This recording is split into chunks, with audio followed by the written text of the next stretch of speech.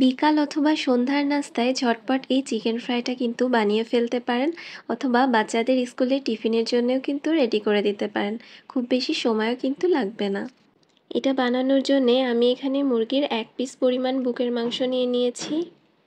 আমি এভাবে স্লাইস করে কেটে নিয়েছি লম্বা লম্বা করে, তবে আপনারা যে কোনো ধরনের শেপ করে কেটে নিতে পারেন।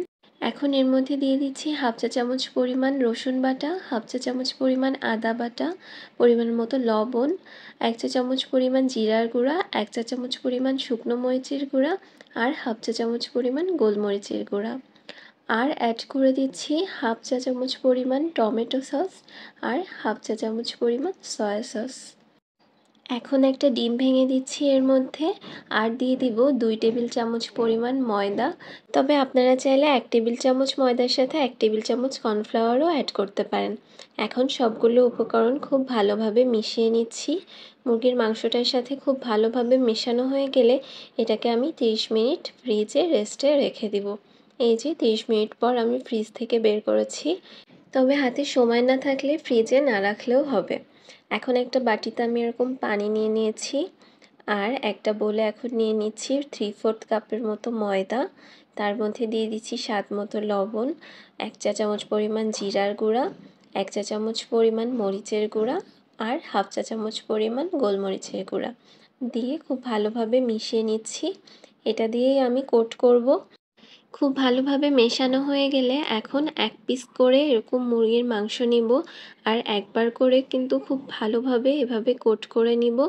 নিয়ে এই যে দেখতে পাচ্ছেন পানিতে দিয়ে দিলাম, দিয়ে এটা 10-15 সেকেন্ডের মতো রেখে আবার উঠিয়ে নিচ্ছি, নিয়ে আরও একবার কোট করছি।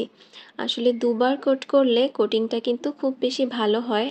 2 বার কোট করার সুবিধা হচ্ছে এটা কিন্তু খুব সুন্দর ক্রিস্পি হয়, আর এটার গায়ে কিন্তু ময়দার কোটিংটা খুব ভালোভাবে লেগে থাকে। একইভাবে কিন্তু আমি সবগুলো চিকেন এভাবে কোট করে নিয়েছি। কোট করা হয়ে গেলে চুলায় একটা প্যান বসিয়ে তাতে পর্যাপ্ত পরিমাণ তেল অ্যাড করে দিয়েছি।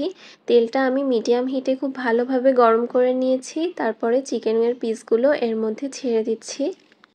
চুলার জাল এই পর্যায়ে কিন্তু মিডিয়াম থেকে আমি হালকা একটু কমিয়ে রেখেছি, যাতে চিকেনের ভেতরটা খুব ভালো মতো ভাজা হয়।